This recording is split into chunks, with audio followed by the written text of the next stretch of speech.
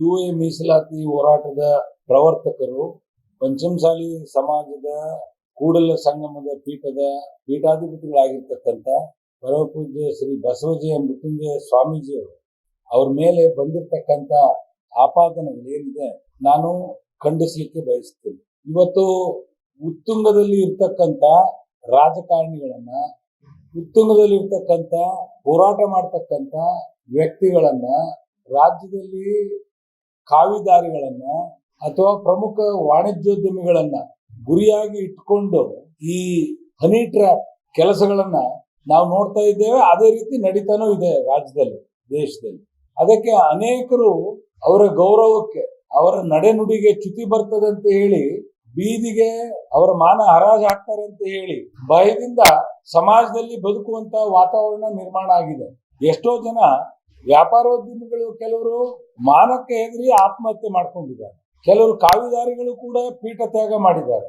ಕೆಲವರು ಅವರು ಕೂಡ ದೇಹ ತ್ಯಾಗ ಮಾಡಿದ್ದಾರೆ. ಈ ರೀತಿ ಹಣಕ್ಕಾಗಿ ಬೇಡಿಕೆ ಇಟ್ಟು ಉತ್ತಮರನ್ನ, ಯೋಗ್ಯರನ್ನ, ಸಮಾಜ ಸೇವೆ ಮಾಡ್ತಕ್ಕಂಥವ್ರನ್ನ, ಹಣವಂತರನ್ನ ಗುರಿಯಾಗಿ ಇಟ್ಕೊಂಡು ಈ ರೀತಿ ಯಥಾವತ್ತಾಗಿ ರಾಜ್ಯದಲ್ಲಿ ನಡೀತಾ ಇದೆ. ಇವು ಬೆಳಕಿಗೆ ಬಂದ ಮೇಲೆ ಸರ್ಕಾರ ಇದನ್ನ ತೀಕ್ಷ್ಣವಾಗಿ ಸೀರಿಯಸ್ ಆಗಿ ತೆಗೆದುಕೊಂಡು ಇಂಥ ವಿಚಾರಗಳನ್ನ ಕ್ರಮ ವಹಿಸ್ಬೇಕು. ಸರ್ಕಾರ ಎಲ್ಲೋ ಒಂದ್ ಕಡೆ ನಿರ್ಲಕ್ಷ್ಯ ಮನೋಭಾವನೆ ಸಹಜ. ಯಾರು ತಪ್ಪು ಮಾಡಿರ್ತಾರೋ ಅವರು ಉಪ್ಪು ನೀರು ಕುಡಿಲೇಬೇಕು. ಆದ್ರೆ ಸತ್ಯಾಸತ್ಯತೆ ಹೊರಗೆ ಬರ್ಬೇಕಲ್ಲ. ಹಣಕ್ಕಾಗಿ ರಾಜ್ಯದಲ್ಲಿ ಎಲ್ಲರನ್ನು ಹೆದರಿಸುವ ಕೆಲಸ ತಂತ್ರಗಳು ಗುಂಪು ಕಟ್ಕೊಂಡು ಈ ರೀತಿ ಮಾಡ್ತಾ ಇರ್ತಕ್ಕಂಥದ್ದು ನಾವು ಖಂಡಿಸ್ತೀವಿ. ಇವತ್ತು ಅದೇ ರೀತಿ ಪರಮಪೂಜ್ಯ ಕೂಡಲ ಸಂಗಮದ ಜಗದ್ಗುರುಗಳ ಮೇಲೆ ಎಲ್ಲೋ ಒಂದು ಗುಂಪು ಬೆಂಗಳೂರಿನವರು ಸೇರ್ಕೊಂಡು ಅವ್ರನ್ನ ಆಪಾದನೆ ಮಾಡಿದ್ದಾರೆ. ಆಪಾದನೆ ಮಾಡಿದಂಥವ್ರು ಏನು ಮಹಿಳಾ ಆಯೋಗಕ್ಕೂ ಅರ್ಜಿ ಕೊಟ್ಟಿದ್ದಾರೆ, ಕೊಟ್ಟಂತವ್ರು ಕಾಣೆ ಆಗಿದ್ದಾರೆ. ಈ ರೀತಿ ಆಗೋದ್ರಿಂದ ಸ್ವಾಮೀಜಿಗಳ ನಡೆಗೆ, ಸ್ವಾಮೀಜಿಗಳ ಹೋರಾಟಕ್ಕೆ, ಅವರ ಬದುಕನ್ನ ತೇಜೋವಧೆ ಮಾಡ್ತಕ್ಕಂಥ, ಕ್ಯಾರೆಕ್ಟರ್ ಅಸಾಸಿನೇಷನ್ ಮಾಡ್ತಕ್ಕಂಥ ಕೆಲಸ ಇದಾಗಿದೆ. ಕೊಟ್ಟಂತವ್ರು ಕಾಣೆ ಆಗಿದ್ದಾರೆ. ಆ ಟಿವಿನಲ್ಲೇ ಬಂದಿದೆ. ಆ ಅಡ್ರೆಸ್ ನಲ್ಲಿಲ್ಲ, ಆ ಮೊಬೈಲ್ ನ ಸಂಖ್ಯೆನಲ್ಲಿ ಸಿಗ್ತಾ ಇಲ್ಲ. ನಾನು ಒತ್ತಾಯ ಮಾಡ್ತೀನಿ ಪೊಲೀಸ್ ಇಲಾಖೆಗೆ. ಈಗಾಗಲೇ ಸ್ವಾಮೀಜಿ ಅವರು ಸತ್ಯಾಸತ್ಯತೆ ಹೊರಗೆ ಬರಬೇಕು ಅಂತ ಹೇಳಿ ಬ್ಲಾಕ್ ಮೇಲ್ ಮಾಡಿದಂತವ್ರ ಮೇಲೆ, ಹಣಕ್ಕಾಗಿ ಬೇಡಿಕೆ ಇಟ್ಟಂತವ್ರ ಮೇಲೆ ಈಗಾಗಲೇ ಕ್ರಮ ವಹಿಸಬೇಕು, ಸತ್ಯಾಸತ್ಯತೆ ಹೊರಗೆ ಬರಬೇಕು ಅಂತ ಹೇಳಿ ಕಂಪ್ಲೇಂಟ್ ಅನ್ನ ಕೊಟ್ಟಿದ್ದಾರೆ. ಸುಮ್ಮನೆ ಒಂದಿಷ್ಟು ಬರೋದು, ಒಂದಿಷ್ಟು ವಿಡಿಯೋ ತಕೊಳ್ಳೋದು.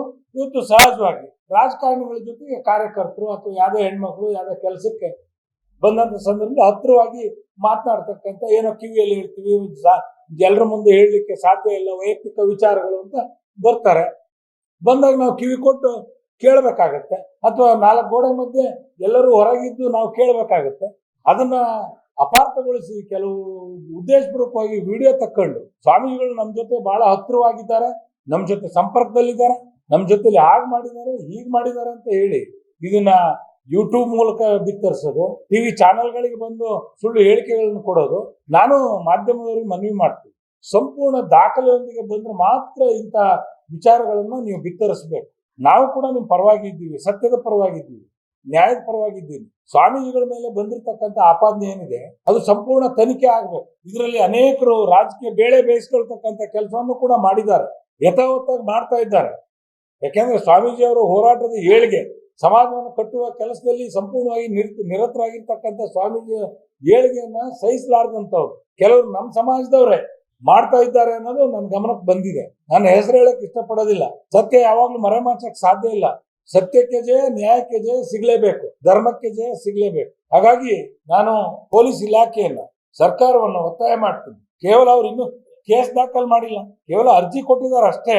ಯಾರಿದ್ದಾರೆ ಆಪಾದನೆ ಮಾಡ್ತಕ್ಕಂಥವ್ರು, ನಿಮಗೆ ಮನುಷ್ಯತ್ವ ಇದ್ರೆ, ನಿಮಗೆ ಮರ್ಯಾದೆ ಇದ್ರೆ, ಸಮಾಜದಲ್ಲಿ ಸತ್ಯಕ್ಕೆ ನೀವು ಹೋರಾಟ ಮಾಡ್ತಕ್ಕಂಥವ್ರು ಇದ್ರೆ ನೀವು ಮೊದಲು ಕಂಪ್ಲೇಂಟ್ ಕೊಡ್ರಿ. ಕಂಪ್ಲೇಂಟ್ ಕೊಟ್ಟು ನಿಮ್ಮಲ್ಲಿ ಏನ್ ದಾಖಲೆ ಇದ್ದಾವೆ ಎಲ್ಲವನ್ನು ಕೂಡ ಹಾಜರುಪಡಿಸಿ ಸತ್ಯವನ್ನ ಹೊರಗಾಕ್ರಿ. ಅದು ಬಿಟ್ಟು ತೇಜೋವಧೆ ಮಾಡ್ತಕ್ಕಂಥ, ಸ್ವಾಮೀಜಿಯವರ ಹೆಸರಿಗೆ ಕಳಂಕ ತರ್ತಕ್ಕಂಥ, ಸ್ವಾಮೀಜಿಯವರ ಬದುಕನ್ನ ತೇಜೋವಧೆ ಮಾಡ್ತಕ್ಕಂಥ ಕೆಲಸವನ್ನು ಮಾಡೋದನ್ನು ನಿಲ್ಲಿಸಬೇಕು. ಯಾರು ಇದರಲ್ಲಿ ಭಾಗಿಯಾಗಿದ್ದಾರೆ ಅವ್ರ ಮೇಲೆ ಕಾನೂನು ರೀತಿಯ ಕೂಡಲೇ ಕ್ರಮ ಕೈಗೊಳ್ಬೇಕು ಇಲಾಖೆ. ಇಲ್ಲದೆ ಇದ್ರೆ ಇವತ್ತು ಈ ಸ್ವಾಮಿಗಳ ಮೇಲೆ ಮಾಡ್ತಾರ, ನಾಳೆ ಇನ್ನೊಬ್ಬ ಸ್ವಾಮಿಗಳ ಮೇಲ್ ಮಾಡ್ತಾರೆ. ಹಾಗಾಗಿ ಇವತ್ತು ತಮ್ಮ ಮೂಲಕ ನಾನು ಎಲ್ಲರಲ್ಲೂ ಕೂಡ ಸಮಾಜ ಬಾಂಧವರಲ್ಲಿ ಮನವಿ ಮಾಡೋದಿಷ್ಟೇ, ಈ ವಾಟ್ಸಪ್ ನಲ್ಲಿ ಬರ್ತಕ್ಕಂಥ ಎಐ ಮೂಲಕ ನಿರ್ಮಿತ ವಾಟ್ಸಪ್ ಗಳನ್ನ ಯಾರು ನಂಬೇಡ್ರಿ, ಅದನ್ನ ಫಾರ್ವರ್ಡ್ ಮಾಡಬೇಡ್ರಿ, ಸಮಾಜಕ್ಕೆ ಧಕ್ಕೆ ತರಬೇಡ್ರಿ. ಸ್ವಾಮೀಜಿಗೆ ಕಳಂಕ ಅಂಟಿಸ್ಬೇಡ್ರಿ. ಅದು ಸತ್ಯವಾಗಿ ಕಂಡು ಬಂದ್ರೆ ಸಮಾಜದವರೆಲ್ಲರೂ ಸೇರಿ ಅದನ್ನ ಪರಾಮರ್ಶೋಣ. ಅದು ಬಿಟ್ಟು ಸಮಾಜದಲ್ಲಿ ಗೊಂದಲ ಸೃಷ್ಟಿ ಮಾಡಬೇಡ್ರಿ ಅಂತ ಹೇಳಿ ಸಮಾಜ ಬಾಂಧವರನ್ನು ಕೂಡ ನಾನು ಮನವಿ ಮಾಡ್ಲಿಕ್ಕೆ ಬಯಸ್ತೇನೆ. ಇವತ್ತು AI ತಂತ್ರಜ್ಞಾನ ಬಂದ ಮೇಲೆ ಕುಂತವ್ರನ್ನ ಮಲಗಿಸ್ತಾರೆ, ಮಲಗದವ್ರನ್ನ ಎದ್ದು ನಿಲ್ಲಿಸ್ತಾರೆ. ಬಾಂಬ್ ಹಾಕಿದ್ರು ಹಾಕಿಲ್ಲ ಅನ್ನಂಗ್ ಮಾಡ್ತಾರೆ, ಹಾಕ್ತಾ ಇದ್ರೆ ಹಾಕಿದಾರೆ ಅನ್ನಂಗ್ ಮಾಡ್ತಾರೆ. ಈ ತಂತ್ರಜ್ಞಾನದಿಂದ ಅನಾಹುತಗಳು ಜಾಸ್ತಿ ಆಗ್ತಾ ಇದ್ದಾವೆ. ವಿಜ್ಞಾನ ಎಷ್ಟು ಹೆಚ್ಚಾಗುತ್ತೋ ಅಷ್ಟು ಅವನತಿ, ಜಗತ್ತು ಅವನತಿ ಅಂತ ಹೋಗ್ತಾ ಇದೆ. ಇದನ್ನ ದುರ್ಬಳಕೆ ಮಾಡಿಕೊಂಡು ಸ್ವಾಮೀಜಿ ಅವರ ಬದುಕನ್ನ ನಾಶ ಮಾಡಿ ನಮ್ಮ ಪೀಠದ ಹೆಸರನ್ನ ಹಾಳು ಮಾಡ್ತಕ್ಕಂಥ ಇಂಥ ದುಷ್ಟ ಶಕ್ತಿಗಳನ್ನ ಇವತ್ತು ಇಲಾಖೆ ಕಡಿವಾಣ ಹಾಕ್ಬೇಕು. ಈ ರೀತಿ ಹನಿ ಟ್ರ್ಯಾಪ್ ಆಗ್ಲಿ ಮತ್ತೊಂದು ಯಾವ್ದು ಏನು ಬ್ಲಾಕ್ ಮೇಲ್ ಮಾಡ್ತಕ್ಕಂಥ ಜನರನ್ನ ಇವತ್ತು ಹಿಡಿದು ಹಾಕ್ಬೇಕು. ಸರ್ಕಾರ ಕ್ರಮ ಕೈಗೊಳ್ಬೇಕು. ಸರ್ಕಾರ ಇವತ್ತು ನಿರ್ಲಕ್ಷ್ಯ ಧೋರಣೆ ತೋರ್ತಾ ಇದೆ. ಈಗಾಗಲೇ ಕೇಸ್ ರಿಜಿಸ್ಟರ್ ಆಗಿ 10 ದಿವಸ ಆಗಕ್ ಬಂತು. 10 ದಿವಸದಲ್ಲಿ ಒಮ್ಮೆ ಬೆಂಗಳೂರಿನ ಹೆಣ್ಮಗಳು ಅಂತ ಹೇಳ್ತಾರೆ, ಒಮ್ಮೆ ವಿಜಯಪುರ ಅಂತಾರೆ, ಒಮ್ಮೆ ಹುಬ್ಬಳ್ಳಿ ಹೆಣ್ಮಗಳು ಅಂತ ತೋರಿಸ್ತೀರಿ. ಯಾರು ನಂಬೇಕು ನಾವು ಸಮಾಜದವರು? ಈ ರೀತಿ ಮಾಡೋದ್ರಿಂದ ಸಮಾಜ ಅನ್ಯ ಸಮಾಜದವರೊಟ್ಟಿಗೆ ತಲೆ ತೆಗ್ಸುವ ಸನ್ನಿವೇಶವನ್ನ ತಂದಿಡ್ತಾ ಇದ್ದಾರೆ ಅಯೋಗ್ಯರು. ಇದಕ್ಕೆ ಕೂಡಲೇ ಸರ್ಕಾರ ಕ್ರಮ ವಹಿಸ್ಬೇಕು. ಎಲ್ಲಿದ್ದರೆ ಪಾತಾಳದಲ್ಲಿದ್ರು ಹುಡುಕಿ ತರತಕ್ಕಂತ ಶಕ್ತಿ ಪೊಲೀಸ್ ಇಲಾಖೆಗಿದೆ. ಈ ವಿಷಯವನ್ನ ಹಗುರವಾಗಿ ನೀವು ತಗೋಬಾರ್ದು. ಇದರಿಂದ ನಮ್ಮ ಸಮಾಜಕ್ಕೆ ಧಕ್ಕೆ ಉಂಟಾಗ್ತಕ್ಕಂಥ ಸನ್ನಿವೇಶ ಆಗ್ತಾ ಇದೆ. ಹೋರಾಟ ಮಾಡ್ತಕ್ಕಂಥವರ ಜಂಗಬಲ ಅಡಿಗೆ ಹೋಗ್ತಾ ಇದೆ.